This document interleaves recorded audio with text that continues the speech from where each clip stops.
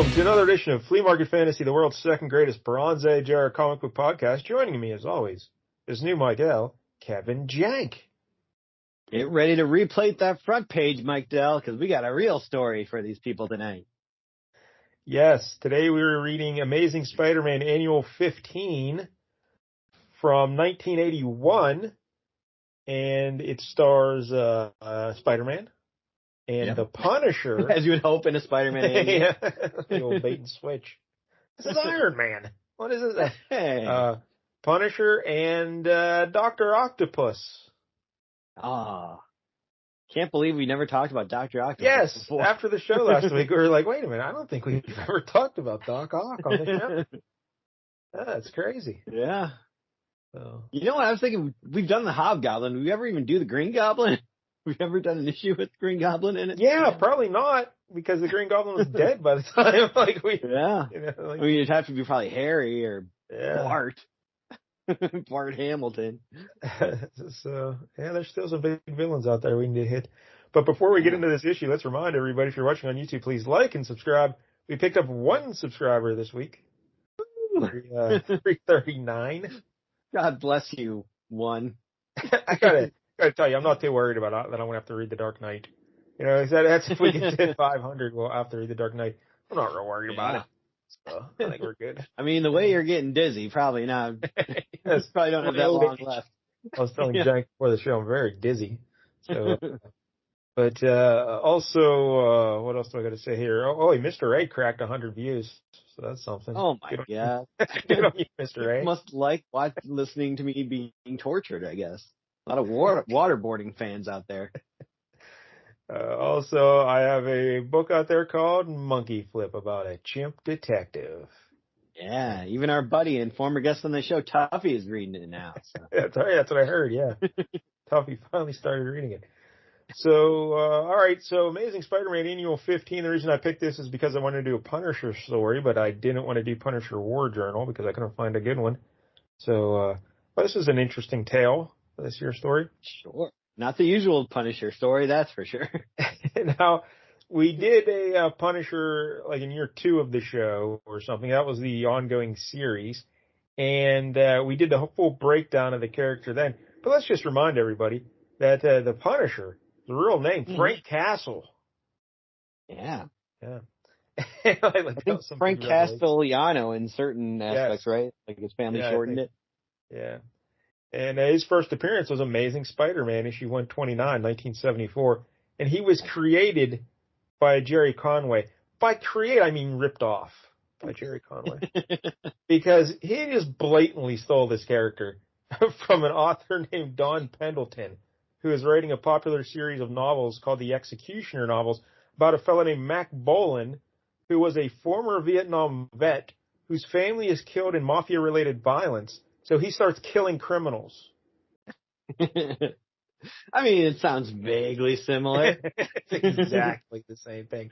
And Jerry Conway even admits, I drew inspiration from Don Pendleton's No, you just stole the character. You didn't draw inspiration from him. You know? It's like, yeah, I mean, it's one of those things where it's like, back in the day, everyone was doing their own, like, Sumerian barbarian characters. Like, I don't know. At a certain point. It's the same guy. It's the same. He even drove around in a van. Ooh. Yeah, well, the battle van didn't come till later, so that was other people ripping it. Everyone just decided to rip off this story. What else can we mine from this story we haven't ripped off yet? The only unique aspect of the character that I was gonna say the skull logo. That's That's pretty good. But everything else was just blatantly ripped off from Max. That's all you need. You just need one good thing. Like, I was watching What Makes the Song Stink. He always talks about, like, it's okay to rip off a song, but you got to add something, make it better. Like Ghostbusters, Ray Parker Jr. Like, he made I Want a New Drug better by ripping it off and turning it into Ghostbusters. That's why it sticks around more. The skull logo is iconic. And now, Jerry Conway came up with the skull logo, but his original idea was just put it up on, like, maybe the left side of the chest, a little logo. And when he showed he had a little rough like a drawing. pocket shirt. Yeah. Like an alligator there. But he showed it to John Romita Sr., who was the art director at Marvel at the time.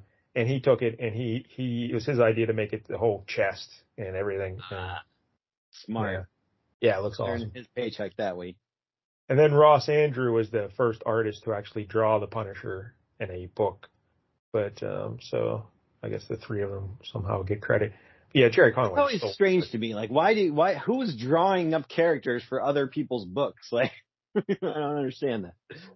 What do you mean? Like, I mean, that seems to happen a lot. Like, someone will be, this person actually created this character in sketches and stuff, but then, like, they didn't actually draw their first appearance. Like, how does that work out? Well, John Romita Sr. was the art director at Marvel, so whenever they had an idea, he made sure that all the characters fit within their scheme of art. You know, like they all had the same kind of company look or approved look, you know. So he would often be credited with like helping create these characters, and then like the regular artist would expand on it then. But so Stan Lee was the guy who came up with the name the Punisher. Oh, everyone's got their fingers in this. Yeah. Holy hell. Because he had a robot for Galactus. I don't think he was an official herald. I can't remember. His name was the Punisher as a robot. Do you remember that guy? I do not remember this at all. And it was in the early days of Galactus. And he always liked the name, but the robot didn't hang around, you know. So he's like, you know what, let's call him the Punisher, because I have that name in my pocket already, and I like it. So they're like, sure, let's go with the Punisher. But technically, he's Punisher too. Yes. And the Punisher, he appeared in Spider-Man initially, and that first storyline was with the Jackal, right? The Jackal. Yeah, that's right. A weird story to introduce the Punisher, and when he's, just being fooled by a villain to do villainous things, and this is your, vigilante guy trying to kill criminals. Again, that was a Jerry Conway idea, so he probably didn't. Don Pendleton never did anything better, so he couldn't steal it. Yeah. So he just had to come up with that one. Then he had some memorable appearances in Daredevil, of course, when Frank Miller. Oh, of course. I became kind of a big antagonist over there. They're always mixing it up. And he got his own limited series in 1986 by Stephen Grant and Mike Zeck. Mm-hmm. And that was a 5-issue limited series, an iconic series. And Stephen Grant was the guy who he was trying to push to do something with the Punisher for years, because the Punisher just kind of like floundered. No one was doing anything with him. And that's insane, because by the early 90s, he was everywhere. He was in everything. This was after the Frank Miller bit, so you think he'd be a popular character, but no one was using him, and they didn't even want to do anything with him. So he had to, like, the first time he tried to get something done, it didn't work, and then he had to keep pitching it. And I want to say it was Carl Potts, the editor, who finally got it through, and even then he had to fight to get it approved. So, but they brought in Mike Zeck, and he did a great job on that series. And they were like, this Rocket Raccoon, this guy gets the limited series, but the Punisher, no one's gonna read this. But if you recall, I believe issue 1 there, it said 4-issue limited series on the banner at the top, and it was a 5-issue limited series. So it was a little mix up at the printer. Yeah. Yeah. So that was then led to the ongoing series in 1987 by writer Mike Barron and artist Klaus Janson.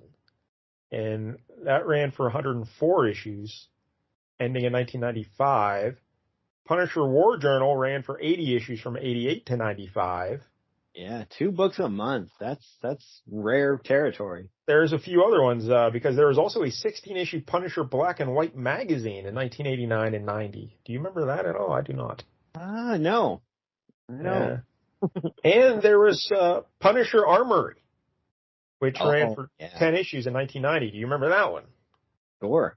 Yeah, I had 1 or 2 of those. Basically, it was just like his diary entries and stuff about his weapons. That's all it was. Dear diary, Microchip saved me a pudding today at lunch. He's really cute. So I went out and shot 3 guys in the head. Punisher. Pardon the bloodstains I'm leaving in this diary. He was very popular, but by 1995, like, all the books were canceled for poor sales.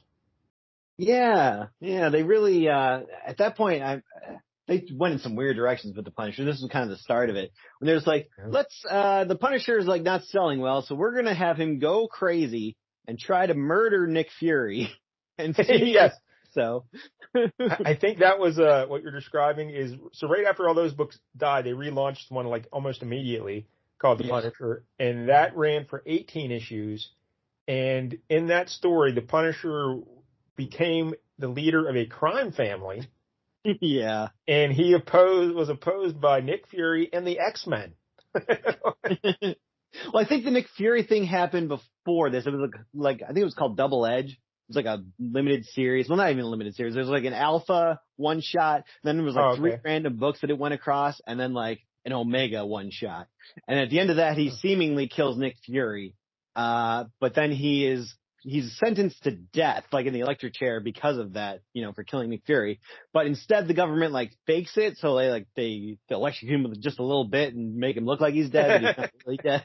And then like, all right, you're gonna go undercover and take down this mafia family for us.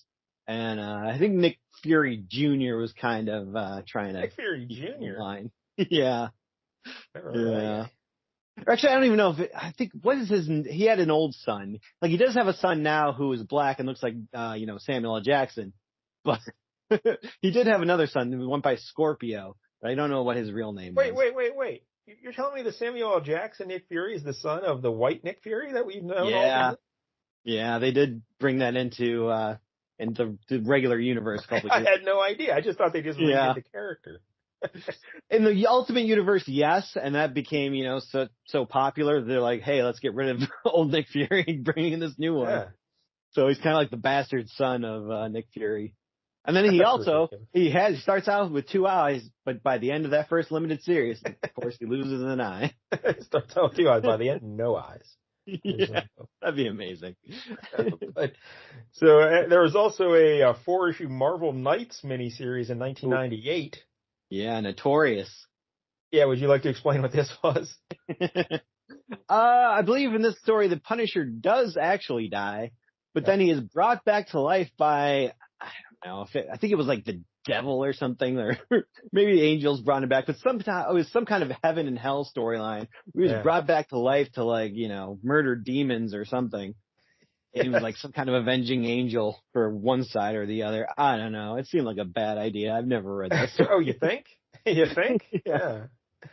Apparently I have written he was resurrected as a supernatural agent for various angels and demons. Yeah, that sounds about right. That's what you want. At least they weren't ripping off that one author anymore. Yeah, go back to ripping off Don Pendleton. It was way better. Yep. So Punisher was kind of dead in the water there for a while, but then he regained popularity thanks to a 12-issue miniseries in 2000 by Garth Ennis and Steve Dillon. Oh, I have that comic. So good. Yeah. One of my favorites growing up. And was that just more of a classic Punisher tale, I take it? Yeah, like literally it starts out, I think the first page or two of it is basically just him saying, yeah, that angel shit was stupid. Like, fully cop to it, like right away, like, that's dumb. Just back to business, and he's back in New York, and he's just taking down this crime family, like the Nucci family, like the woman who runs it, and it's just back to plain old business, and it's great. There's like a bad guy called the Russian, who's like this just big giant Russian dude, and just classic Punisher stuff. It was really well done. It was, the Steve Dillon art was amazing, but there's also just great stuff of like very funny things. Like he's not like cracking jokes or anything like that so much, but he's just very funny in the way that he's being chased by some, mafia guys at one point through a zoo, and he just like runs through the polar bear thing, punches the polar bear in the face, and then sticks the polar bear on these other guys who are chasing him. It's like, this is great. Polar bear in the face. This is like a great panel of this stunned polar bear. It's so good. So yeah, that brought Punisher back to prominence, and then he's been popular since then, of course. And he's had a couple movies over the years, right? Yeah. Dolph Lundgren. Been 3, I think. Yeah, Dolph Lundgren was the first one. We might have to do that on the LCS show at some point. I remember watching that once when I was a kid, and have never seen it again. Was it Thomas Jane? Was he a Punisher at one point? Yep. Yeah, he was the next one, and that was like, 2002-ish, somewhere around there, kind of after X-Men and Spider-Man had hit. And was there a third one since then? Yeah, there was Punisher Warzone, I believe it was called. It was maybe a couple of years later. And that was, what's that guy's name? Ray something. Oh, that's good enough. Ray Romano. He was the same guy who played Volstagg in the MCU, actually. Yeah, it's not helping me. So. And Dominic West was Jigsaw in that one. The Wire. Oh, okay. I was going to say that's not helping me either. But then, McNulty, right? Is that what you're telling me? Uh-huh. Yeah. And then the Netflix show. Yeah. Our buddy John Bernthal. Yeah, when I first, I'm like, this guy's going to be terrible. But no, he was awesome. I thought as Punisher. He was very good. Yeah. Yeah, there's so much. I love the Punisher in Daredevil. I felt like the show itself kind of, I don't know, it meandered a little too much. Like, it kind of missed the point of the Punisher just being this crazy killing machine and made it too much about, I don't know if I should be doing this. Like, that's not really what you want out of a Punisher story. Yeah, he was great in the Daredevil. And then I thought season 1 was okay. And then I tried to, how many seasons did they do? Because I tried to watch season 2 and I tapped out. The first episode. Yeah. This ain't it. They lost something. Yeah. Yeah. You sure did. Hey, Daredevil's coming back on the. And I do believe Frank Castle will be back in there. So. Wow, that's crazy. They got all the old people back. It's pretty nice. Yeah. Because it's been a minute. It's been a good 7 years or so, right? So. Yeah, I don't know if there's going to be any Elektra or anything like that, but maybe. What was her name? Elodie Young, right? Yeah. All right. Anyway, so there's your Punisher. Anything else about him before we move on to the next fella? Oh, I mean, unfortunately, they did not stop trying to ruin the Punisher after the whole Angel and Devil thing, because there was a whole era where he died, and then somebody brought him back as like a Frankenstein monster called Frankencastle. I was thinking that was the same thing but no, those are two different things. Yeah, that was a whole separate thing. And then he just somehow got better after that. I don't know. And then recently they tried to do a whole thing where he like became the leader of the Hand. It's like, I don't know what the fuck you're doing with this. Yeah. I didn't even read that story, but it sounded terrible. Yeah. Just keep Punisher simple, you know? Yep. That's all I gotta do. So. Yep. He's just a killing machine out there trying to take down criminals. That's all you need. Although I do like when, he has a real respect for Captain America, which I like. When Captain America shows up. Yeah, because he's a military man, so he respects the hell out of Captain America. So if Captain America's around, he'll just kind of do what Captain America says. That's cool. I like that. Yeah. So, all right, the next fella, we got to talk about Dr. Octopus. He's Dr. Octo Octavius. First appearance, Amazing Spider-Man issue 3, 1963, created by Stan Lee and Steve Ditko. And basically, he's a mad scientist who has robot arms attached to his body. That's right. Like he's got 4 robot arms, and they can stretch and do whatever he wants them to do. It was originally, I guess, a device, that he was using. It was not attached to him. It was just a thing he would wear. Like a harness. He could use those arms to then, handle like radioactive materials inside of a different room without having to get too close to him. So I was like, oh, this seems like a good idea. But then, there's a lab explosion and they got welded to him and he could now control them mentally. Yeah. And then, they were taken off of him at one point, right? Like, because I remember he was in prison and he somehow controlled the arms with his mind to break him out of prison, right? Yeah, that definitely happened. Yep. Yeah. So I don't know.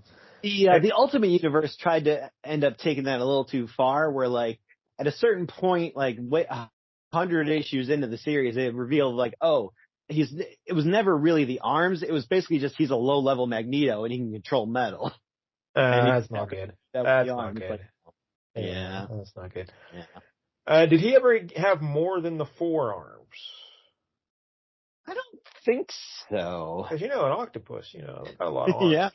Well, he's got 2 arms and 2 legs of his own. So I suppose. Yeah. Yeah. Yeah, that's good thinking. Yeah. But I thought maybe, someone would come along, let's give him 4 arms on each side. Let's really live it up. Yeah. So. Just have some coming out of his belly. And he was the founder and leader of the Sinister Six. That's right. The greatest villain organized ever. Now, every time we bring up the Sinister Sixer on the show, I always have to ask my co-host to name the members. Mike L. never got it right. He never got it right. So, Jank, I have faith in you that you can do this. I think I've gotten it right before, so I yes, think I'll you get it have. right this time. But because I have the Funkos, so yeah. I got rid of them now. But so Dr. Octopus, Kraven the Hunter, Mysterio, the Vulture, Sandman, and Electro. That is correct. I'm proud of you. You got rid of the Funkos. What happened there? I've been getting rid of a bunch of stuff. Oh, look at this Jank. Yeah. I'm a monk. All right. A little bit. The other Doc Ock story I loved back in the day, he almost married Aunt May. Yep. A classic. And keep in mind, this isn't hot Marissa Tomei Aunt May. No. This is Aunt May. Is definitely Aunt May, who's got to be 30 years older than him. At least. 30 years older than everybody. Yeah. She's very old. Yeah, but he was smitten. Boy, was he. And so, now, how did that story end there? I guess. Oh, no. Somehow they decided not to do it. Yeah. Came to their senses. They thought she was pregnant. Oh. And then when she found out she wasn't pregnant, they said, all right, we don't have to get married. Yeah. Let's just keep the shotguns away. Keep my options open. All right. So then, of course, Doc Ock was in the Spider-Man, the second Spider-Man movie there. And yeah. Something. What else should we know about Doc Ock? Oh, well, you can fill us in on this. Later on, he became Spider-Man, right? Isn't that what happened? That's right. Yeah. Yeah. He, again, like many characters, has gone through a lot of different iterations. There was a time, I think he originally found out about Peter Parker, in the 90s. There was a whole storyline where Peter Parker was dying, like he had been poisoned somehow, and he was just like dying. So he kind of didn't care. Like he was all depressed, like more than ever. And, like Doc Ock kind of found him, slumped over and was like, you know what? I'm going to help you out. Like you've been a good adversary. I'm going to help you. Oh, that's nice. Yeah, it was nice of him. And, he cured him basically of this poison, and things were good. So he's like, he figured out who Peter Parker was, but he's like, I'm not gonna, come after you. Like, I'll treat you right here. What a guy. I was like, oh, these guys are on a good page. But then Kane, who was a mysterious character at that time lurking around, he decided to show up and just murder Dr. Octopus. So, well, see, he sounds like a jerk. It's Kane. Yeah. He's the misformed clone of Peter Parker, basically. Like Jackal's first attempt at cloning, like that wasn't very good, like the throwaway. So, wow, not unlike in the WWE, the Undertaker's brother Kane. Yeah, they kind of have similar costumes in a strange way. Yeah. Yeah. All right. Yeah. So then he got brought back to life, I believe, by the Hand, and he just kind of had forgotten. It's always everything. The Hand, Yeah. The Hand's an easy go-to. Like, you got to bring somebody back to life. They tried Electra back, and then they just kept bringing people back. Yep. All right. But yeah, so then eventually, it was revealed that Dr. Octopus, after being revived a couple years ago, he was still dying again now, because apparently all the blows he had taken to the face, had caused him severe damage, and he was now dying. So he needed a backup plan. He's like, I gotta get out of this body. Finally caught up to him. Like, I'm just kind of a normal guy with like this metal strapped to me. Like, I don't know. I can't really take all these punches to the face by super strong spider people. I guess that makes sense. Yeah. So he was dying, and he's like, all right, I got this great plan. I'm going to insert my consciousness into Peter Parker's body, and then he'll, put his consciousness into my body. And he did that. And then he died. His real body died there with Peter Parker inside of him. Oh, no. So Peter Parker was pretty traumatic. Yeah. Yep. But then, Otto Octavius is just walking around in his body.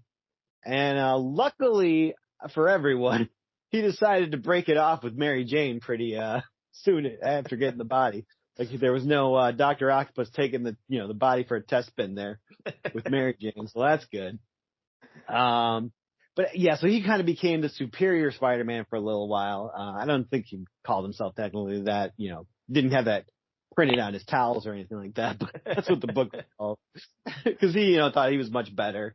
And he kind of, I believe he completed like Peter Parker's degrees and stuff. Like he's like, I can't not be a scientist. Like I gotta, gotta help him out in school. He like started a whole company and stuff. He's like really turning Peter's life around.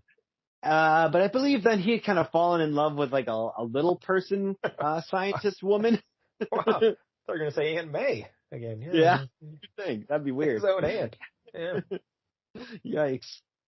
And she was in trouble, like the Green Goblin had taken her or something, and he kind of realized, oh shit, like Peter Parker had been trying to come back by this point. Somehow he was, still. Well, wait, how can he be trying to come back? I don't know. It was one of those things where like, oh, his brain engrams are still lurking in the body somehow. I don't know. Even though you clearly showed that he was transferred into this body and died, but somehow some hint of him was left.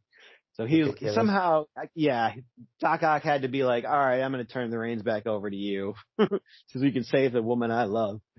And, so he did that. But then I believe the new Jackal at some point cloned him a new body that was kind of a combination of Peter Parker's DNA and possibly Otto Octavius's original DNA. So he kind of looked a little bit different. He wasn't just a clone of Peter Parker. Did he still have the Mo Howard haircut? No. Like that? Sadly, no. That's a shame. Yeah. So he kind of just became his own, spider person at that point. And he kind of reformed. Like he'd kind of learned his lesson. Like maybe I shouldn't. So he was still a Spider-Man. He wasn't a Doc Ock anymore. Yeah, I think he was he might have even at some point brought the arms back onto his, Spider-Man persona. But yeah.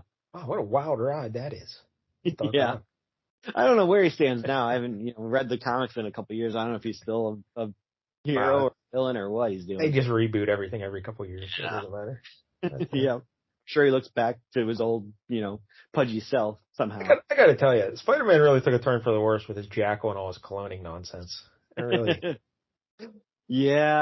really wasn't good. There was still some good stuff after that, but there's many ways that they've gone off track since then. All right, so let's look at this book now, the annual, and annual 15, and Frank Miller's the artist here. Yeah, so that's something. Yeah, and this is 81, so this is like right around the time when he was reaching peak Frank Miller there at Daredevil. Not Dark Knight.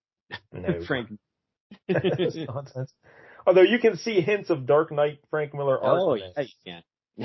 Yeah, there's elements for sure. And the writer here is Denny O'Neil. Yeah. Well, Batman fame, but Denny. I'd always heard terrible things about his Spider-Man run. Like I think it's one of the least well regarded of all the Spider-Man runs. But for this issue, it was fine. Yes, it was fun. There's clearly flaws in the story, but it was fun. All right, why don't you describe the cover for us, Jack? All right, so we got the little corner box there. We got a white background or a yellow background. Can't tell colors right now. And Spider-Man's just kind of swinging around. It looks like he's about to shoot some webs. Yeah, classic corner box. Classic corner box. Pretty good. It says Marvel Comics Group across the top, king size annual. Which, I don't know, this one didn't seem that long. This one seemed almost regular length. But that's just because it's so entertaining. Yeah. Yeah, like I feel like that Alpha Flight issue is way more king size. Then we got a red background with a Doc Ock's arms holding the newspaper and also an arm holding a coffee cup. That's nice. Yeah. And he's holding this newspaper. It's the Daily Bugle. It says Extra.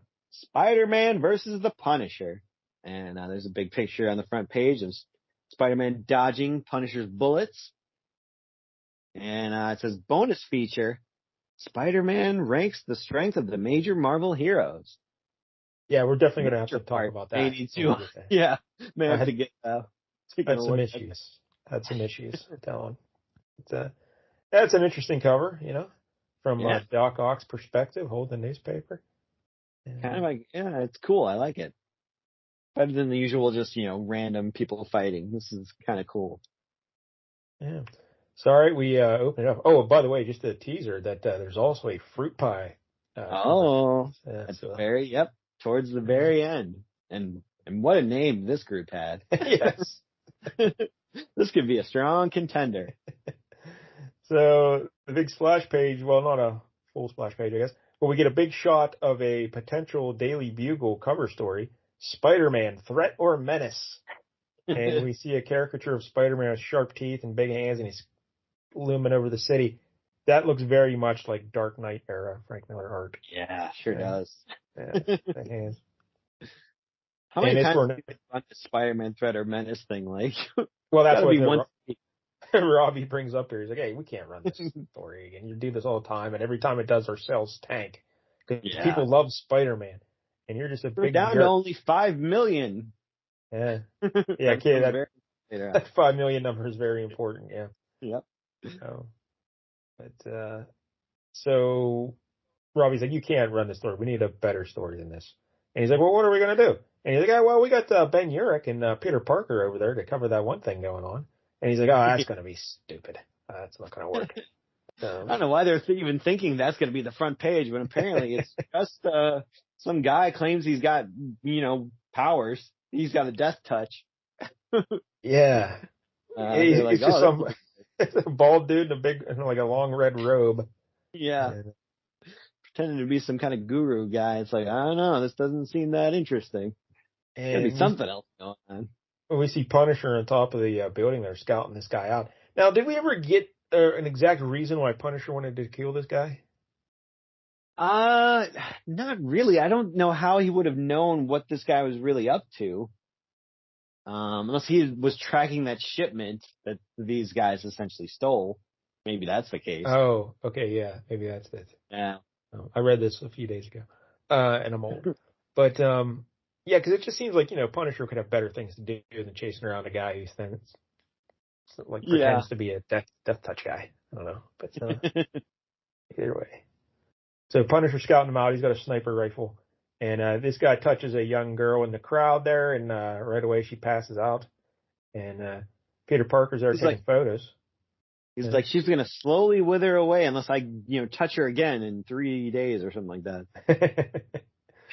So Peter Parker's Spidey sense starts tingling, and really doesn't do any good because that guy gets sniped right in the chest by Punisher. So, yep. And so that dude's dead. And Peter Parker just starts changing into Spider-Man right in front of everybody because everyone's so panicked. He just starts ripping his shirt open. Yeah. And then he tracks down Punisher. I like this when he had the little spider symbol on his belt, a lantern. And that was so cool. So yeah, he catches Punisher lurking around in the building there with the big spider logo on him. And he's like, I see you, Punisher. And he comes jumping down at him. And he basically tries to murder Punisher here. Yeah. Kind of does. Punisher ducks, and Spider-Man kicks right through a brick chimney. He would have smashed him. Yeah. Spider-Man's like, I didn't think he could dodge that quick, or duck that quick. Like, Jesus. You didn't think he was going to get out of the way, and you did this? He would have murdered him. So then Punisher jumps away out of the, avoiding Spider-Man's webbing. And what does he do, Jack? This Punisher. Oh, boy. Who knew the Punisher was this good? Because he's got, he's got a gun in his hand.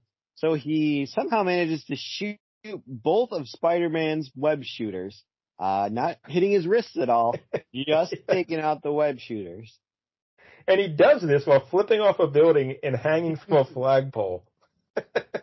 Not ideal shooting conditions. There's always so many convenient flagpoles 40 floors up on skyscrapers. None of them ever have flags. They're just the pole. But this is the most absurd bit of trick shooting I've ever seen. Like, even Bullseye couldn't pull this off, I don't think. But, yeah. Sure. Yeah, from hanging on a flagpole, that's insane. Who knew? He picks off and he says, hey, Spider-Man, I thought you were web shooters. You're outclassed here, buddy. Yep. But he's still Spider-Man. He can still jump around like a monkey, and he's really strong. So I think he could still whoop you, Punisher. But that's just me. And so Spider-Man's like, yeah, I'm not too worried. And then Punisher just zeroes in on him, starts shooting. He's like, I studied you, Spider-Man. I know all your every moves, and I know where you're going to go before you do. And boom, he just shoots him right in the chest. Yep. Spider-Man starts freaking out. Oh, no. He did it. He really shot me. I'm going to die. He goes skating across the roof into another chimney. A lot of chimneys. This one stands, though. Wasn't trying to murk this one. At least for now. Oh, wait, now he does the next panel, though. He jumps through the chimney. I don't know why. Well, because Punisher says, no, don't worry, Spider-Man. That wasn't to kill you. That's a mercy bullet there. Just going to knock you down. And then I'll throw this gas canister on you to knock you out. And so the gas starts making him woozy, and he tumbles I guess he's trying to jump at the Punisher, but he's so dizzy, like myself at the moment. Yeah. He goes right to the chimney. And he's all groggy and woozy, and the Punisher gets away. So Punisher got you with his gas. But this Punisher, man, holy hell. He's shooting off web shooters. He's shooting Spider-Man in the chest. At least he used a mercy bullet. I like that he's not trying to, kill him. That's good. So we see Spider-Man. They're loading the fake spiritual guy into an ambulance, and the little girl or the teenage girl too, because who's going to save her now that Death Touch guy's dead? He was supposed to reverse it, but he didn't get the chance. So we see Spider-Man then darting out in the background, and we see Ben Urich in the phone booth saying, "Hey, Jonah, yeah, it's me, Ben Urich, boy reporter. Better get ready to replate the front page. I've got a real story." And this is a running gag throughout the whole issue. And I kind of like that. Yeah. And we get another big mock-up of a Daily Bugle front page. Guru shot. And it's the same panel from earlier with the bullet gun right through his chest. Yeah, Peter Parker, amazing on the hell of a photographer. Yep. Parker. He didn't, have time. Spider Sense warned him that he better press the camera button, apparently. Not that he should do anything about it. And we see the story by Ben Urich. And they're all, Robbie Robertson and J. Jonah Jameson are all very excited about this. And Peter Parker, he's not too happy. He's worried about that little girl. Yeah, he's going to save that little girl. So now we cut over to the morgue where the Guru guy is just being loaded in. And the fellow working at the morgue says, you know what? I think you should just steal this guy's ring. Because he can't take it with him. This is the first time I've ever handled a dead body. It's my first night on the job. This seems like something you should do. So he takes who's gonna rat on him? He takes the Guru's ring off, and when he puts it on his own finger, he's like, "Oh, wait a minute, I feel a little funny, awful funny," and he passes out, collapses on his face. And when he hits the ground, we see some white go-go boots are right there. Oh, and, there's white go-go boots. It's the Punisher. And sure enough, he's in the morgue too, and he checks the guy's pulse there, and I think this guy's dead, right? Yeah. Yeah, it's weird that this guy died so quickly, and the little girl's going to have 3 days somehow. And also later on, the Punisher gets a gallon of this stuff dumped on his face, and he doesn't. So, but the Punisher, he takes out a knife and he goes, "All right, I got to get that ring off, so I'm just going to cut that ring right off his. Just take his finger with me." The skull shirt looks really weird here. Who looks really weird? The skull shirt that the Punisher is wearing. It doesn't really look so much like a skull as it does I don't know, some kind of alien. Yeah, especially in the panel where he's holding the knife up. I don't know what's going on it's there. There's too much white. Yeah.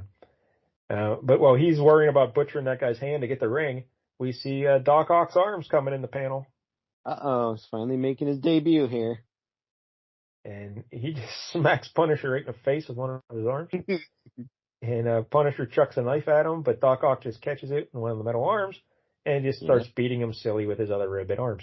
And I like this because this whole issue, Punisher's whenever he tries to fight, Doc Ock just pats him away like he's a little gnat. He's never really concerned about the Punisher at all because his arms are just smacking him around everywhere. But we see Spider-Man having so much trouble with the Punisher. But Doc Ock's like, this isn't even a problem for me. So.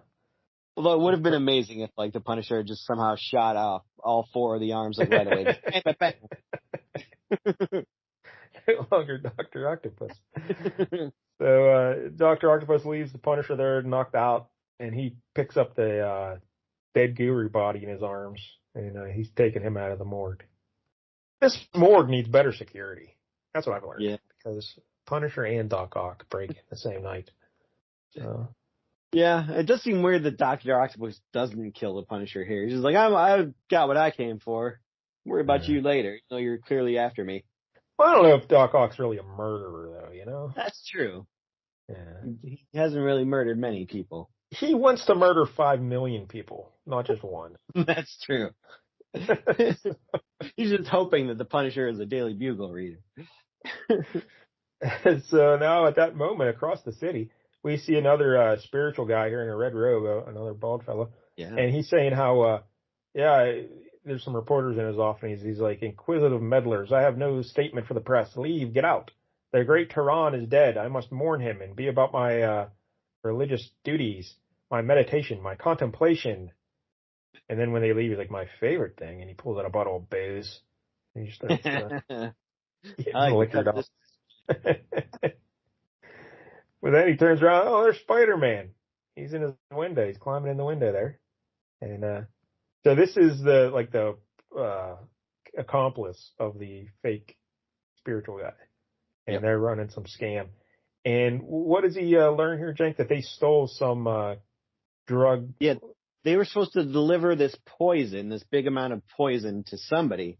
But instead, they just decided, we'll do a get-rich-quick scheme where we become fake gurus and pretend, put this poison ring, use that to pretend we have a death touch.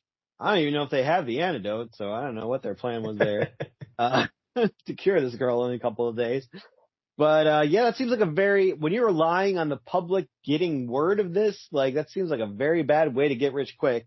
Especially if you're trying to keep secret from Doc Octopus that you have this poison. You guys are supposed to be delivering this poison. You're probably going to want to lie low, maybe not be in the public eye. You probably would have made more money just delivering it, just doing your job in the first place. Yeah, why are they having paid you handsomely, I'm sure. How are they making money off this death touch? People are paying money to, kill me next. Let me see the death touch. What? I don't know. Yeah, if they were healing, I could understand people. Yeah, let's go see the healer, but let's go see the guy in the robe who says he's got a death touch. Yeah, you can maybe make a couple of bucks, but not that much to it'd be worth ripping off Dr. Octopus. I can tell you that. All right, so Spider-Man leaves that guy hanging upside down in his office, and just to recap, he learned that there is a ring with poison on it that knocks people out. And he also knows that they're going to do a drop of the poison at the pier later that day. So his first move is to go to the morgue to see if he can get the ring off the dead guy's finger. But he shows up there and they're all kind of cops because someone's already taken the body. Old Doc Ock. Yeah, took the body. And so Spider-Man says, all right, I better head down to the pier. And then we see Ben Urich, and he does the old gag, Jonah, Ben Urich, I'm here at the morgue. You'd better get ready to replate the front page. I've got a real story.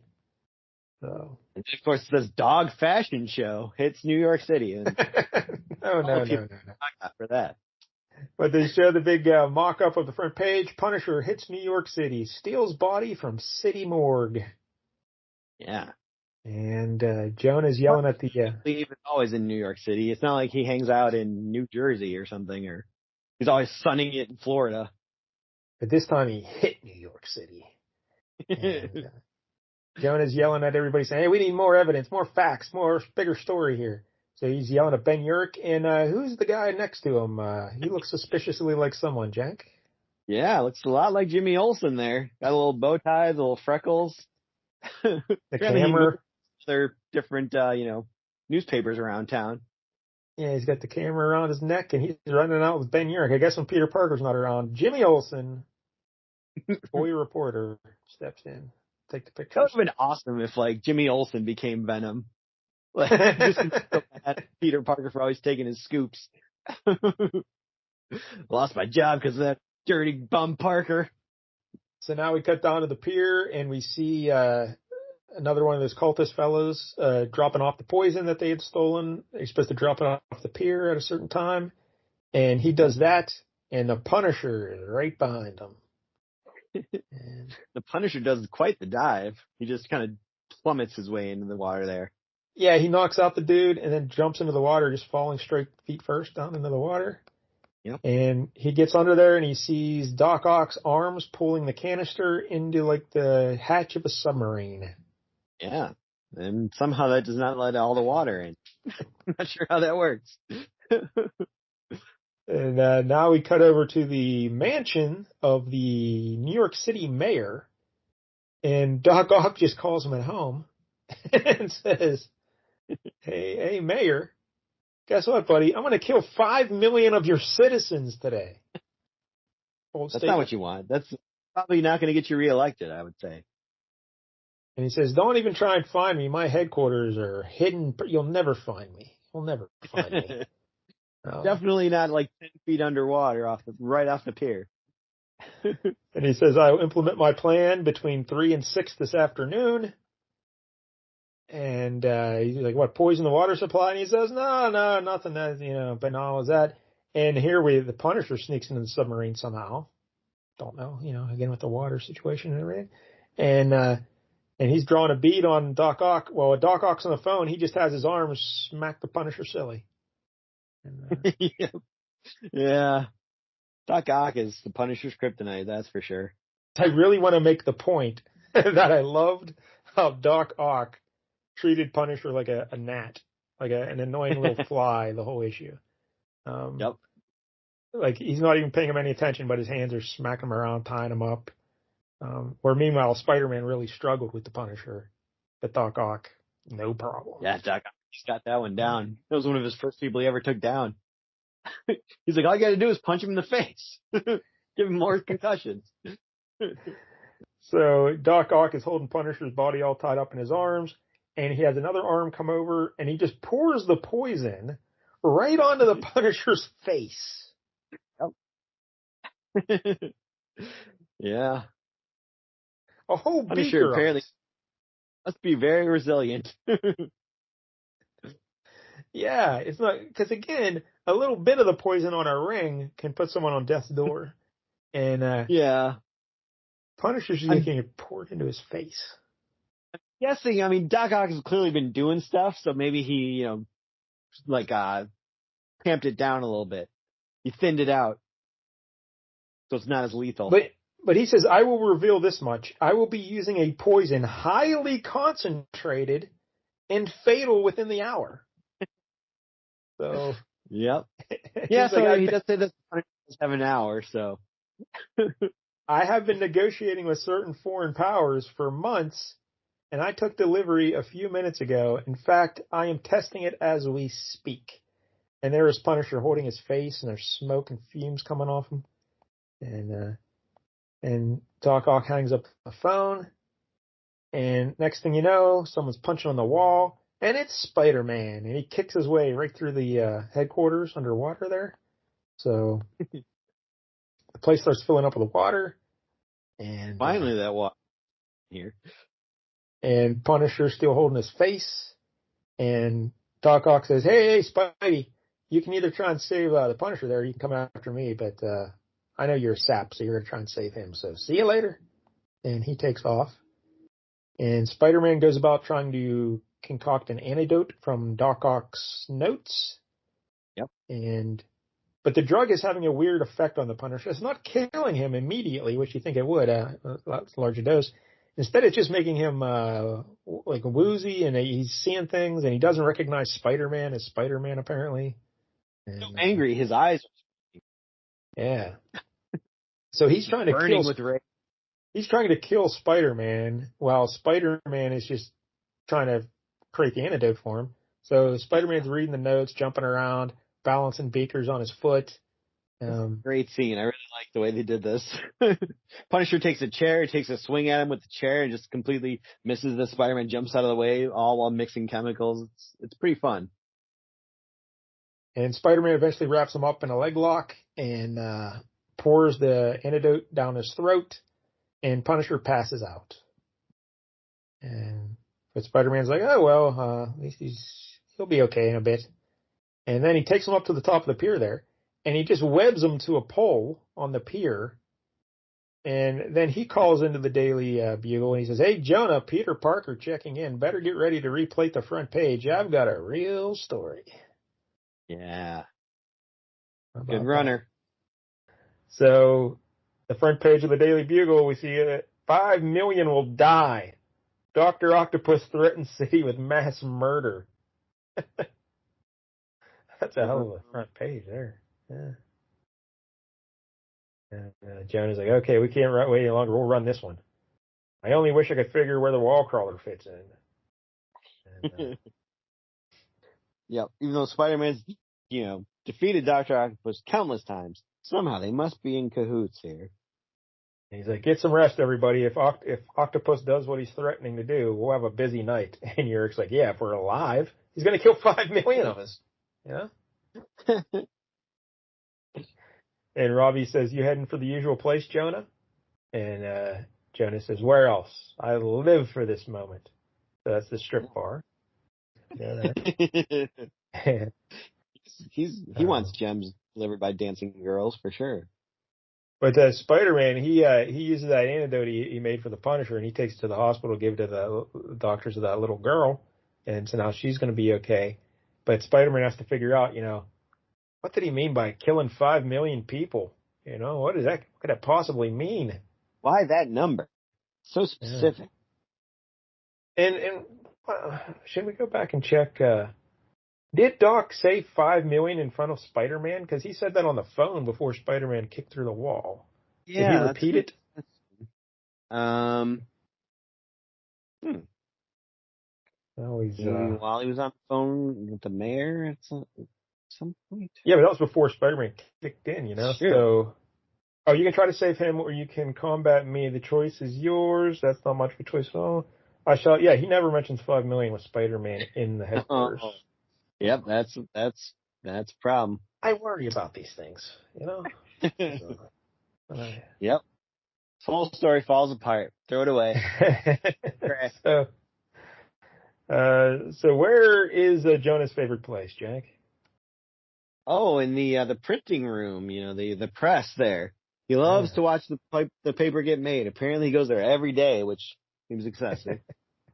And he orders a trench coat. And yeah, it's cold in there, I guess, even though it seems like it would be very hot. And he stands above the printing presses on a little catwalk. And so, man, that's Jonah. What a life. Yeah. And we see a guy working on for some reason, this guy's wearing a helmet while he's working on the printing press. Well, yeah, you gotta be safe. I guess. And there's a arm coming in. It's the Dr. Octopus's arm coming in. He just grabs him and ties him up there. And then we see Doc Ock. And what is his plan? He's got the canister of poison. So what's his plan, Jack? Well, he's going to pour it into the ink so that today's paper, when it goes out, is going to kill all the subscribers of the Daily Bugle. But won't it first off the newsstand kill everyone who's taking it off the press? It? Yes. Yeah. I guess that's why he was messing with it to give it the version he used on the Punisher. You had an hour before you die. So maybe that was the plan. Like you give them an hour so that they can distribute the paper and then they die. I suppose. Because otherwise you just have 5 to 10 dead people at first. And then, yeah. So, Spider-Man comes in, he webs the poison canister, and again, he kicks Doc Ock right in the face. This is why his brain ends up going bad on him later. All these concussions. CTE. So, but then Doc Ock is trying to punch Spider-Man with all his arms. I can tell Frank Miller enjoys drawing Doc Ock in all his arms. He does a good job with the arms. Sure does. And because there was I'm pretty sure he had an issue with Doc Ock in Daredevil. I don't know if that was Frank Miller though or not. It's right around the time there was a Doc Ock Daredevil issue, but I'll have to go confirm that. But so the arms are trying to punch Spider-Man. He's jumping around, and Jonah's up there yelling at Spider-Man. He's like, "I knew you were involved in this, you creep." But, You guys are in cahoots, even though they're clearly battling each other. So Doc Ock gets his arms and he's throwing like rolls of newspaper uh, towards Spider-Man, and then hits the catwalk, and Jonah's going to die, but Spider-Man saves him. Yep. Still earns him no respect, but he does. And he's avoiding all the arms, but here come the arms. So what does Spider-Man finally do to defeat Doc Ock? Well, he grabs a hold of two of the arms that are coming at him, trying to attack him, and he shoves them into the press there. So he's going to get rolled up into the press there. Yeah, he gets like the way Miller draws this. Being pulled forward. Yeah. So we got two vertical panels, thin ones, and on the top panel we see a Doc Ock to the far left, and we see two of his arms in normal wobbliness, and then two pulled tight. And then the next panel, nothing but a black background, and now his feet are just in the far right of the panel. That's pretty awesome storytelling. Yeah. That's good stuff. And then we get a large silhouetted panel of him being pulled through the rollers. Yeah. You can see the arms being all mangled as this happens. It's pretty great. And as he gets pulled closer, Spider-Man cracks him with a big splash page, a big uppercut. And again, Doc Ock's brain is made into pudding. Yep. It's a hell of a shot there. And now we cut over to the dock where Punisher is still webbed to the pole there. And he's finally waking up. This was supposed to be an epic team up, but he's just kind of been sidelined for most of it. Apparently no other human has come anywhere near this dock. And he's pulling the webbing off him. And here, the cops show up. Oh, he had so much time to get away, but nope. Right when he wakes just up. The wrong time. So there's a cop there with his gun drawn on Punisher. Punisher pulls his gun, but he sees the cop and he's like, it's just a kid. I got him dead to. But he looks like a very old man. He's drawn. Yeah. And then Punisher's thinking he is the law. He's Judge Dredd. Yeah, he's like, I don't have any mercy bullets. I'm not gonna shoot a cop. Like, he gives himself up. Yeah, he's like, no problem, son. I don't fight the police. And you guys may not realize it, but we're on the same side. Yeah. And they're like, well, we'll probably put you behind bars for the rest of your life. Punisher's just like, could be. One nice thing about prison, though, there are lots of criminals there. Lots of them. Yes, he doesn't mind. He likes going to prison. Murder a bunch of people in prison. He's a target. So now we see the Daily Bugle again. Publisher saves city. Poison ink menace halted by Bugle chief. A Bugle exclusive by J. Jonah Jameson. They get a big shot of J. Jonah smiling in the front page, and Doc Ock, knocked out. And he's like, this is going to be the best front page ever, Robbie. You can't wait to. And Robbie's like, hey, Jonah, we can't run that. Yeah, you don't want people thinking that your paper may or may not be poisoned at any given chance. Like, that's going to kill. We're going to be way below 5 million if we do that. So Jonah's like, you're right. And he rips it up. And so what do they run with, Jank, is the front page? Well, after all that, they're back to Spider-Man, Threat, or Menace. The old standby. I feel like there was a way to do this story without telling the exact details of what happened at the end. But yeah, it's the Cooper shot thing. That would have been better than this. But yeah, it's the same picture from the front page or the opening page of the book.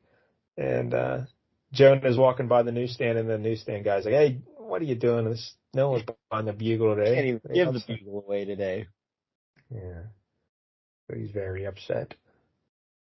There you go. It's the end of the story. So, yep. It's entertaining, Yeah, that was fun. Had its flaws. And go ahead. I like the running gag of we got to replace the paper. That was very fun.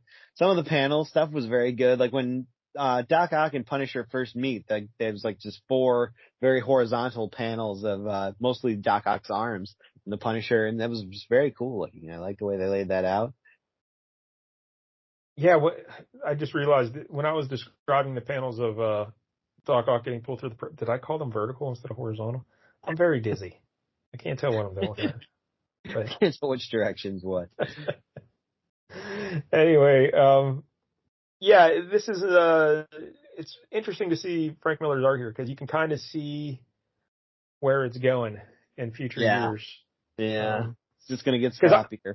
yeah, I loved his art when he was just the artist on Daredevil before he was controlling the book entirely, and Mm-hmm. I was a big fan of his art back then. But as he got older, I liked his art less and less and less. So Yeah, it definitely did go downhill. I don't know if you ever saw the weird Wolverine variant cover he did. It's atrocious.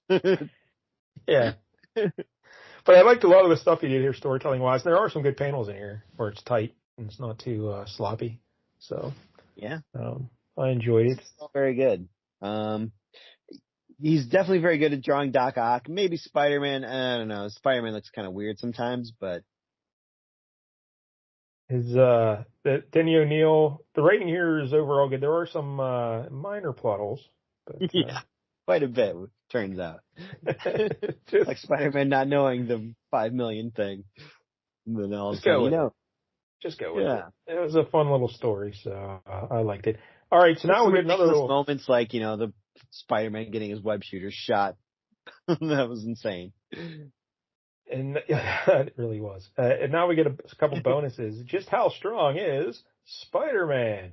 And we see Yeah. Spider-Man, and he's like, people often ask me how strong I am compared to other superheroes. I know I'm better looking and have more personality, but strength. Anyway, I made this chart which rates some of the strong men and women I know. It only compares physical strength, not total power. One Hmm. last thing. I strain my brain just deciding on the appropriate categories for my cohort and comrades. You can rank them within their own groups if you want to, but do so at your own risk. So now we get the first category of heroes, the super Already, heavyweight. I saw this and I was very happy. I like a good, chart. Yeah. But you see the first super heavyweights group, and I got some problems here. But right away we got the Hulk is number one, of course. Yeah, And, makes sense. and, Totally, and totally legit. and they all say a little thing. He says, "Ha, bah, Hulk should be in class by himself." I kind of agree, Hulk. I Yeah. kind of agree. Yeah, he should be top of the pyramid. And then next up we have Thor, and he says, "Forsooth, there is not a match for my mighty thews." What does he say? Thews in all Midgard? Thews, yeah. Yeah. What the fuck is a thews? Yeah, this is when Thor was terrible. When he talked like this. Yeah. We should mention the art here is Bob Layton, and the script and layouts are Mark Grunwald. That's And right. if we recall, Mark Grunwald was like their continuity guy, and their like archivist kind of guy. So he's the one who would decide all this, power rankings and stuff. So next up, we got Hercules, nay friend Thor. If Hercules be on Earth, thou art but a close second. And now we have Wonder Man in his little red red jacket and goggles. Yeah, that's rough. And he says, I want to be an actor, not a super guy. All right. See, yeah, this is a problem here. Hulk, I mean, I guess Thor, I and did know that Hercules. Wonder Man was strong, but that seems excessive. Yeah, he is really strong. Because I always go back to that when I was a kid, there's a role playing game like Dungeons and Dragons, but for Marvel Comics. Of course. And so they would always rank people's strength. And if I remember properly, the highest you could get was unearthly strength, and that was the Hulk. He had unearthly strength. I think Hercules may have also had unearthly. Then next was monsters, and I think that's where Wonder Man was, if I'm remembering properly. He was 75 out of 100 monsters, but that would make more sense for me. But Well, I mean, I guess they're kind of lumping these things into bigger categories. yeah. And then the next one is also annoying me. Iron Man is a super heavyweight.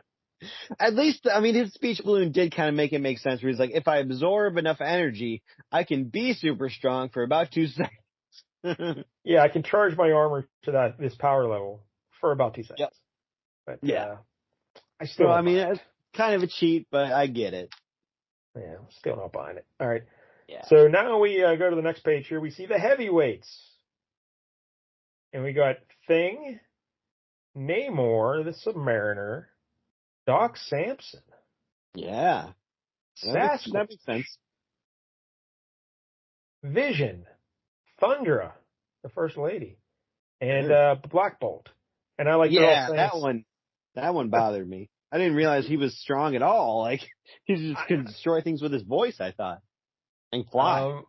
I don't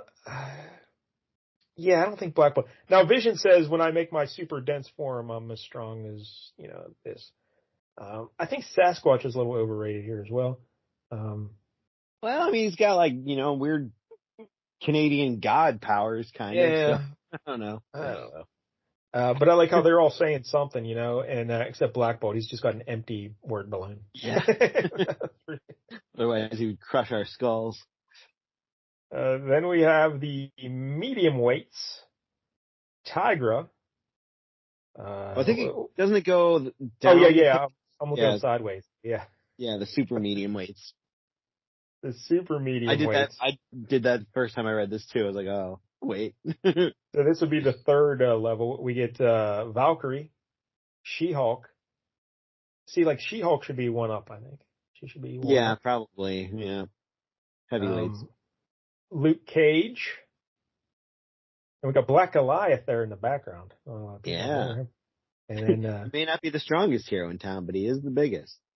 And Silver Surfer. And I think Surfer's actually, he was monstrous, I think, strength, if I remember properly back in the old game. And then we have Colossus. Yeah. I think he should be higher. Now, he says he's not a grown man, just a teenager. But he's like, wait till I become fully grown. But I don't know. Wait till I become a full adult and still date that teenager. Because, again, in the old role-playing game, he was monstrous strength. He was second level. So I would put him up there.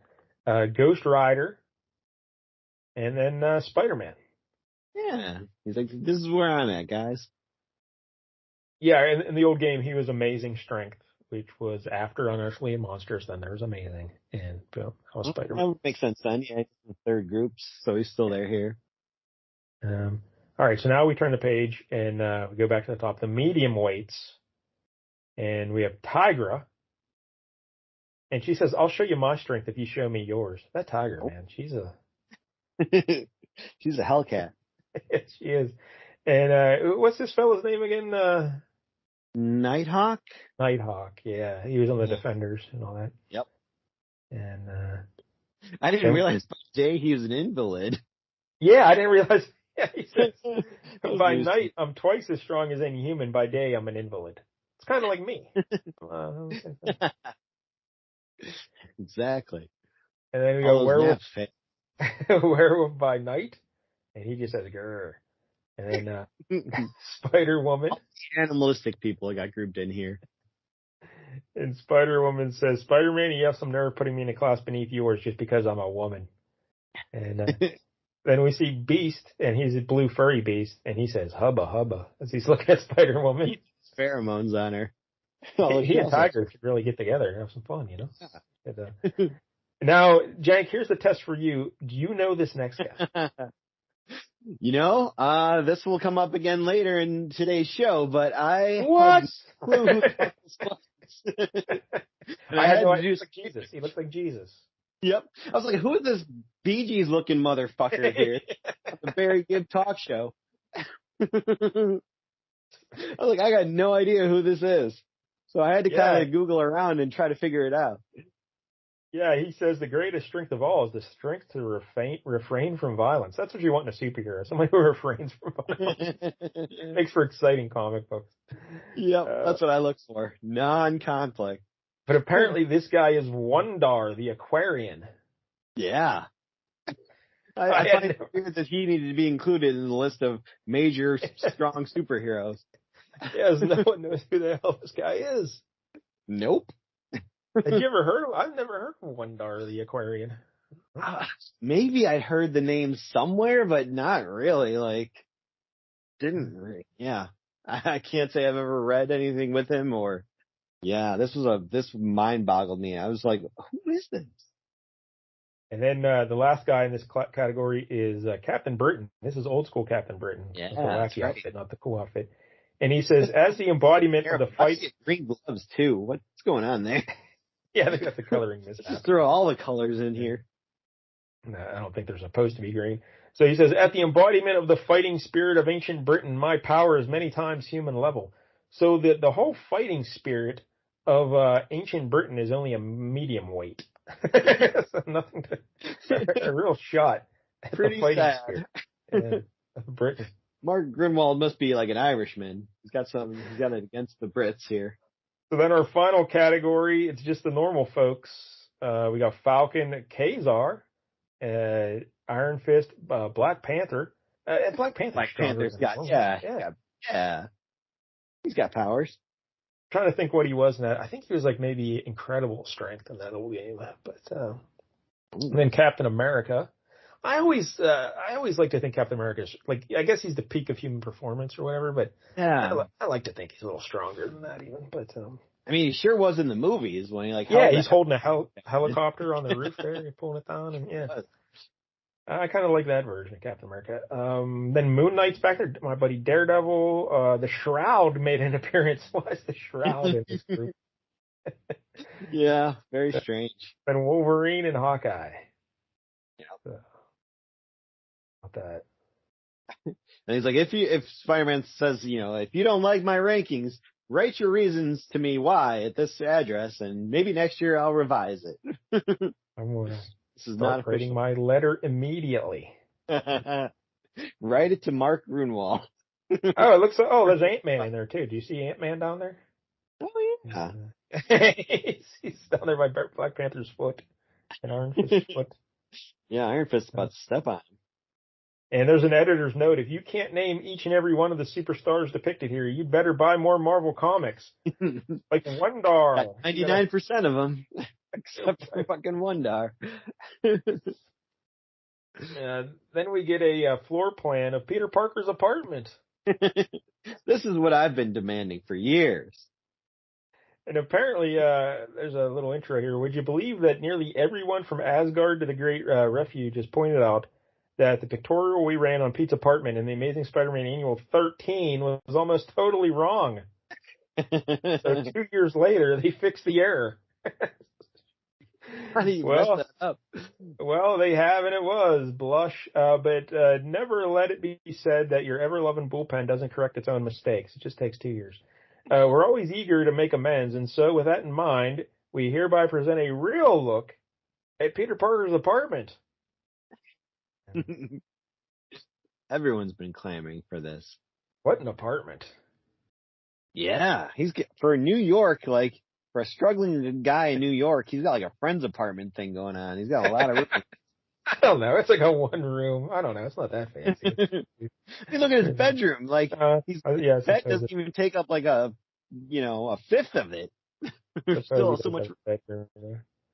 Yeah, well, let's start in the living area. He's got a poster on one wall that says, "Every day, in every way, I am getting better and better."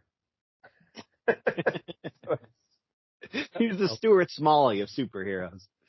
I'm good enough, I'm smart enough, and doggone it, people like me. He's got a Star Wars poster on another wall, and he's got a giant mounted fish. Yeah. That seems odd. We got that. And what is that weird circular thing in the background with like a gypsy woman? Oh, yeah. I'm looking at the second panel, yeah. What does that say exactly? I can't make it out. Nope, I don't think it's any kind of intelligible words. He also has a pet goldfish. Yeah. And he's got a wooden lamp on his table, which seems like a bad idea. You better call Saul. That doesn't end well. And he's got a wooden Indian, like Tecumseh on Cheers. Remember? Yeah. Yeah, totally does. I actually do remember seeing that in Spider-Man comics before, so at least they got that right. Yeah. That was a frequent thing that was there. Then in his bedroom, he's got a little workstation for microscopes and whatnot. And another desk and a chair and some books. Yeah. Not too fancy. Spider-Man stuff anywhere in this apartment. Oh, you know what? Yeah, when they bring up, it is a pretty fancy apartment because they do have the actual detailed floor plan. He's got a living room, a bedroom, a bath, and a kitchen. Yeah. Oh, the bathroom to me looks strange with the toilet, the way it's right next to the bathtub like that. Especially the end of the bathtub you normally would get into. It's like, that's weird. Yeah, it's a little cramped. A little cramped. A little bit. But, yeah, how about that? So now we get some posters, some big splash pages of a gallery of Spider-Man's most famous foes. Man-Wolf first. This must have been something they did every year, and they were really reaching the bottom of the barrel. I like this stuff. I liked when I was a kid Yeah. they did this stuff. I enjoyed it. Yeah, especially when they list like the appearances, like that's cool. Like Yeah. this was not readily accessible information back then, so Yeah, you couldn't just Google it. Yeah, but they give you a big picture of the fella, and then you get the write up on who he is and his history, and then like a box with appearances and everything. So, look up Man-Wolf appearing in She-Hulk issue 13 and 14. How about that? Good on him. All right, Tank, let's take a break from our Spider-Man foes for a second because it's time for the Hulk versus the Fumi Goonies. That right there. That title got me in. I was like, oh yeah. What could that possibly mean, the Fumi Goonies? I don't know. There's some kind of revolutionaries from some made-up country, I guess. I don't know. Like I thought there was a cultish, because in the late 70s, early 80s, like the Moonies or like a cult thing, like a religion. Okay. And there was also kind of like South American armies going on and stuff too. But so maybe they combine the two to make the Fumi. I don't know, but the Fumi Goonies. I don't know. Yeah, it's weird. All right, so but this one stars the Hulk. So why don't you tell us what happens here, Jank? All right. I don't know if we've done a Hulk one of these before. I know we did like a Thor, and definitely some Spider-Mans, but maybe the first time we've seen the Hulk in one of these. So the Bruce Banner there, he's walking by the post office and he's like, "Ooh, a mailman. What a great outdoors job to apply for. No enemies except a yapping dog or two." But then he goes inside and he's like, "Oh wait, but mailmen are civil servants. There'll be questions, forms, tests." And who comes busting in but the Fumi Goomies? Fumi Goonies. And they announced themselves as, "We are the Fumi Goonies." You're all now hostages of the revolutionary government. Bruce Banner's like, what lousy timing. Oh no, I feel it and he turns into the Hulk. We don't get to see the transformation here. He's just already the Hulk in the next panel. But he's like, "You make Hulk angry. Hulk squeeze you into size of envelope, then mail you through out-of-town slots." Hulk knows a lot about the post office, which I appreciate. We got a real slave in here. But a little kid runs in and says, "No, Hulk, don't. Give him our hostess fruit pies." You don't negotiate with the terrorist kid and give him your fruit pies. Yeah, the guys are like, "We surrender for fruit pies." Yeah, and the next scene they're in jail, all three of them. And it says, "Later, after the police had put the Fumi Goomies behind bars, real fruit filling, delicious apple, light flaky crust. This cherry's better than any pie I've ever had." And then we get the Hulk. Bruce Banner, he's back to that, but he's kind of all ripped up. And he says, "I'll send the Fumi Goomies a bill for the kids' hostess fruit pies and for my new clothes." Yeah. You get a big delight in every bite of hostess fruit pies. Yeah. Fruit pies saved the day again. Hulk was going to murder those guys. Send them through a mail slot. Has anyone ever collected all the hostess fruit pie ads into a book? They should. Yeah. I think there's like websites that do it. I don't know if they've ever done it in like a book, but that'd be a glorious book to have. So we're back to the gallery of Spider-Man's most famous foes, and it's the Jackal. Your favorite. Yeah, the guy who likes to clone people. Comic books. Yeah. Yeah, they didn't even go much into his backstory here. Just like, yeah. It's a very short text box of his backstory. And not a lot of appearances because he died early on, although he ended up coming back in the 90s. But at this point, yeah, he died pretty soon after he was created. Yeah, he had like, 8 appearances in Spider-Man? Yeah. And When Dr. Miles Warren, Peter Parker's biology professor, accidentally killed his assistant, Anthony Serba, Warren's already unbalanced mind snapped, totally assuming the identity of the Jackal. Warren declared war on Spider-Man before finally dying from one of his own death traps. That's the problem with the death traps, because... Yep, it never works the way you planned. You end up usually being the one who gets it. Yeah, we didn't do the Man-Wolf's backstory, but for those who don't remember, he was J. Jonah Jameson's son. Yeah. He touched some magic space rock and it turned him into a wolf man.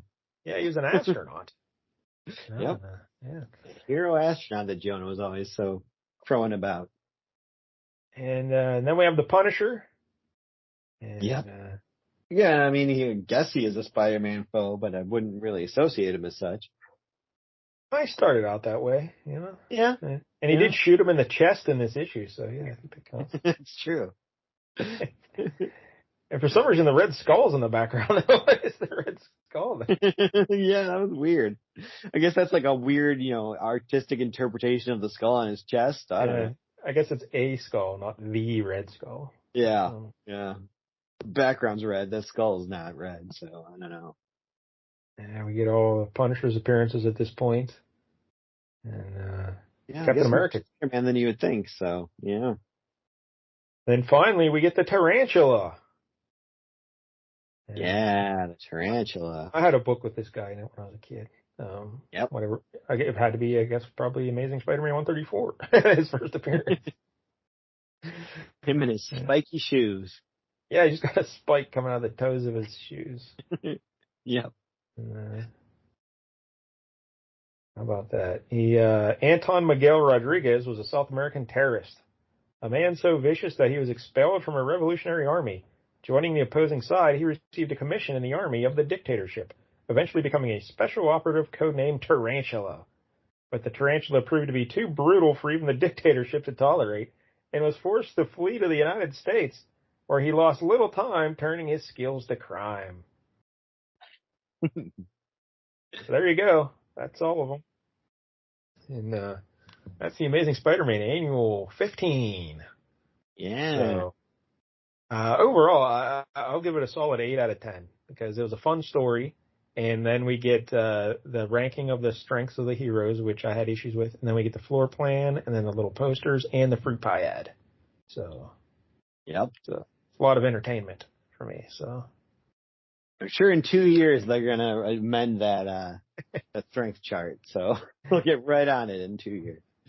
So what do you think, Jank? 1 out of 10 for the annual? I'll probably give it like a 7.5. 8, but yeah, I had a good time. I thought the art, for the most part, was good. Some of the panel layouts were very creative, and the story was fun. I mean, there's a lot of conveniences and a lot of stupid things, but the whole let's replate the front page, that gimmick really worked as a framing device. So I the story would be a 7, but all the stuff in the background gets an extra point. So 8 out of 10 for me. Plus, it gave us Wondar, the aquarium. Yes, I have a feeling where we're going next. But all right, Jank, what are we doing next week? All right. Well, yep. After you're trying to figure out who that guy was, I was like, we got to do a story with this guy. He looks too goofy for us to not talk about him. So I was looking into Wondar, the aquarium, a little bit. In his early appearances, he didn't quite look like this. He kind of looked like one of the Eternals. I was like, I don't want to do that. I want this crazy, disco look. And so that narrowed it down a little bit. And I was looking at maybe this Captain America annual, and I was like, oh, okay, this could work. But then I found something even better. We're going to be doing Quasar number 4. Oh, man. And knowing that we were going to be doing Quasar, I had to make a phone call. Oh, no. Yep. That's right. I reached out to one old Michael. Oh, no. He will be joining us next week for the show. Talk about Quasar and Wondar the Aquarian. All of your favorite characters in one book. This is a nightmare come to life. Michael, Quasar, and Wondar.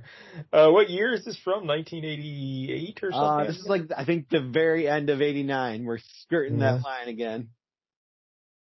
Man. Wow, we'll catch up with Mike L., Canada's own. And Wondar. I bet he knows all about Wondar. I told him the issue, and he was like, "Oh, it's one of my favorites."